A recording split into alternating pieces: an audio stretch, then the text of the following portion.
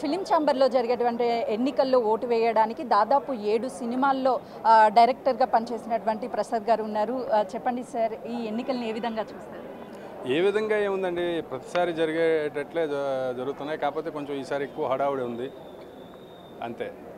అందరూ ఎవరు గెలిచినా ఏదైనా అందరూ మా వాళ్ళే, అందరూ ఒకటేనండి. ఇక్కడ ఎవరికి ఏమి ఇబ్బంది ఏమి ఉండదు. ఎలక్షన్స్ వరకే ఉంటుంది. ఇక్కడ ఎలక్షన్స్ తర్వాత అందరూ ఒకటేగా ఉంటారు. అది డైరెక్టర్స్ అసోసియేషన్ స్పెషల్. మళ్ళీ ఇక్కడ ఏమి లోపల గొడవలు అలాంటివి ఏమి ఉండవు. అంటే గతంతో పోల్చుకుంటే ఈసారి ఓటింగ్ శాతం అనేది ఎక్కువగా ఉండే అవకాశం ఉంటుందా సార్? అవునండి, ఎక్కువ ఉంది. ఈసారి ఎక్కువ ఉంది. పోటీ బాగుంది, అంతా హడావుడి బాగుంది. అంటే మీరు కూడా దాదాపు 7-8 సినిమాలకి డైరెక్షన్ చేశారు కాబట్టి ఈ డైరెక్షన్ డిపార్ట్మెంట్లో అసలుకి ఎలాంటి సమస్యలు ఎక్కువగా ఉంటాయి సార్? సమస్యలు ఏంటంటే ఇండివిజువల్ గ్రోత్ అనేది ఎవరి ప్రతిభను బట్టి దాన్ని బట్టే ఉంటుందండి. కాకపోతే అసోసియేషన్ అనేది ఎందుకు అవసరం అంటే కొన్ని సమస్యలు వచ్చినప్పుడు అవసరం అవుతుంది. అసోసియేషన్ సపోర్టివ్గా ఉంటుందన్నమాట. అంటే ఇప్పుడు మీకు associates, co directors, assistant directors వీళ్ళందరూ ఉంటారు. ఇక్కడ ఎలా ఉంటుందంటే అండి, సినిమా డైరెక్షన్ డిపార్ట్మెంట్లో ఎస్పెషల్లీ ఇప్పుడు పోటీ చేసిన వాళ్ళందరూ ఎమ్మెల్యేలు అయిన వాళ్ళందరూ మినిస్టర్లు అయిన వాళ్ళందరూ సీఎంలు అవ్వరు కదా. అంటే ఆ కింద వాళ్ళు కూడా ఉంటారు.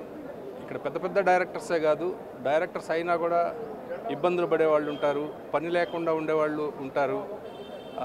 ఇంకా కిందకి వెళ్తే కొంత ఫుడ్కు కూడా ఇబ్బంది పడే వాళ్ళు కూడా ఉంటారు.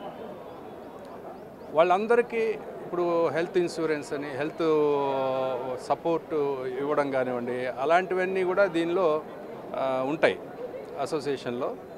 కాబట్టి అసోసియేషన్ అనేది ఉండాలి. అసోసియేషను డెఫినెట్గా హెల్ప్ అవుతుంది.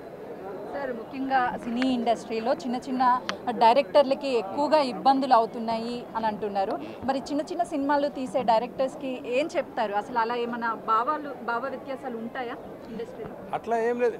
ఇప్పుడు ఇది చాలామంది ఏమనుకుంటున్నారంటే అండి, కొంతమంది ఇప్పుడు ఆ ప్యానల్ వస్తే మన జీవితాలు మారిపోతాయా, ఈ ప్యానల్ వస్తే మన జీవితాలు మారిపోతాయా అని అనుకుంటున్నారు. అది చాలా తప్పండి, అది రాంగ్. అది ఎందుకంటే ఇక్కడ ఎవరిదైనా సరే ఇండివిజువల్గానే ఎవరైనా వాళ్ళ ప్రతిభను నిరూపించుకోవాలి, కష్టపడాలి, పైకి రావాలి. జీవితాలు మారిపోవడం అంటూ ఏముండదు. ఏ ప్యానల్ గెలిచినా కూడా ఏముండదు. కాకపోతే ఏంటంటే కొన్ని నిర్ణయాలు ఉంటాయండి, అది చిన్న సపోర్టే తప్ప అది లైఫ్ కాదు. ఇక్కడ కాదండి, ఎవరికి వాళ్ళు కృషి చేయాలి, మంచి దర్శకులుగా ఎదగాలి, సక్సెస్ అవ్వాలి, అంతే.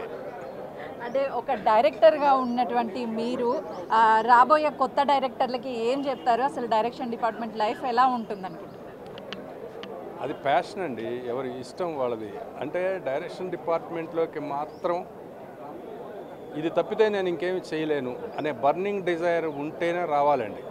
లేకపోతే చాలా కష్టం ఉంటుంది. ఎందుకంటే లైఫ్ కొంత లేట్ అయిపోతుంది. అందుకని మీరు అసిస్టెంట్ డైరెక్టర్లను చూస్తే పెళ్ళిళ్ళు చేసుకునేటప్పటికి 30-35 ఏళ్ళు అయిపోతుంది. ఎందుకు? డైరెక్టర్ అయిన తర్వాత చేసుకుందాం అనుకుంటారు అందరూ. దానికి కొంత టైం పట్టచ్చు. కొంతమంది వెంటనే రావచ్చు, కొంతమంది డైరెక్టర్లు అయినా సక్సెస్ కాకపోవచ్చు. ఇదంతా ఒక గేమ్ అండి. అంటే ప్యాషన్ మీద ఆధారపడి ఉన్నది. ఏదో ఒక జాబ్ చేద్దాంలే, ఒక ఉద్యోగంలాగా మనకు దొరుకుతుంది అని ఎవరు రాకూడదండి. అందులో డైరెక్షన్ డిపార్ట్మెంట్లోకి రాకూడదు. నేను ఎట్టి పరిస్థితుల్లో డైరెక్టర్ అవ్వాలి, ఆ బర్నింగ్ డిజైర్ ఉండి నేను సినిమాలు తీయాలి, మంచి సినిమాలు తీయాలి అని అనుకున్న వాళ్ళే రావాలి. చూస్తున్నాం కదా, ఈ ఎన్నికలకి సంబంధించి అయితే మాత్రము ఉదయం నుంచి పెద్ద ఎత్తున మెంబర్షిప్ ఉన్న వాళ్ళ ప్రతి ఒక్కరు కూడా తమ ఓటుని ఉపయోగించుకోవడానికి వస్తున్నారు. ప్యానెల్లో ఉన్నటువంటి 3 కీలక వ్యక్తులే కాబట్టి ఆచితూచి ఓట్లు వేసి గెలిపించుకుంటే మంచిది. అదేవిధంగా ఎవరు వచ్చినా సరే మన దగ్గర టాలెంట్ ఉండాలి, అప్పుడు మాత్రమే అక్కడ నుంచి కూడా ప్రోత్సాహం లభిస్తుంది అని చెప్పేసి కూడా ప్రసాద్ గారు చెప్పడం జరుగుతుంది. కెమెరామెన్ శ్రావణ్తో సుజాత, ఫిలిం ఛాంబర్.